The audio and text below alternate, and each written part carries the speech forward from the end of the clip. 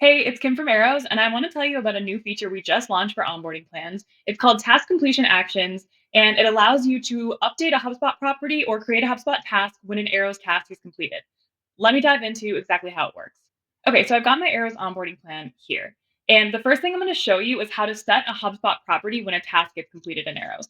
So I'm going to click into this schedule your kickoff call task. I'm in edit mode here. And if you scroll to the bottom, you're now going to see on any task in a plan or a template, you're going to see this completion actions toggle. So I'm going to toggle this on here. And you're going to see that I can set a HubSpot property when this task is completed. So this task is scheduling a kickoff call. So I can set up a completion action inside Arrows to set a HubSpot property when this task gets completed. So I am going to come in here and look at a kickoff call booked property that I have set up in my HubSpot ticket. I'm going to save that.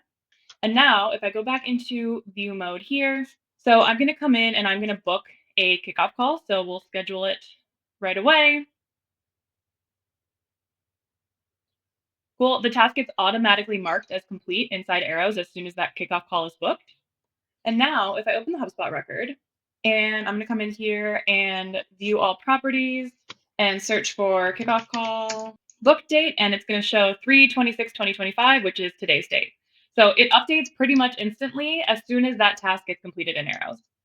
So that's just one example of setting a HubSpot property. You can set multiple HubSpot properties when a task is completed in Arrows as well. And one thing I also want to note, if I go back into edit this, the property types that you can use are date and time, single checkbox, radio, and drop down property types.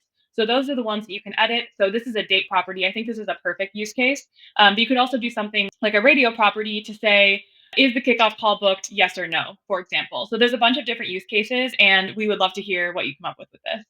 Okay, so now let's take a look at a different completion action. So I'm going to come into this sign your contract tab here in Arrows. And when this task gets completed, I want to create a HubSpot task for my team. Okay, so here's an example of a task that I set up. So again, the Arrows task for the customer was to sign their agreement.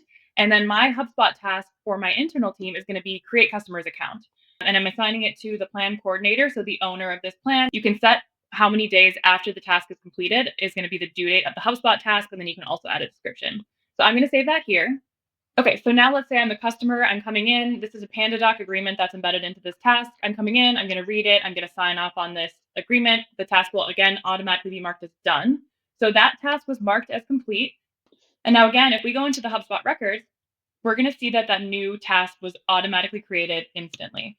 So if I expand this, you'll be able to see the description. You'll be able to see that the task is due tomorrow, priority is high, it's assigned to me because I'm the plan coordinator. And then it'll also show that this task was triggered by completing the sign your contract task in Arrows.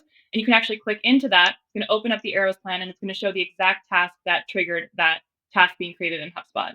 This opens up a ton of new possibilities.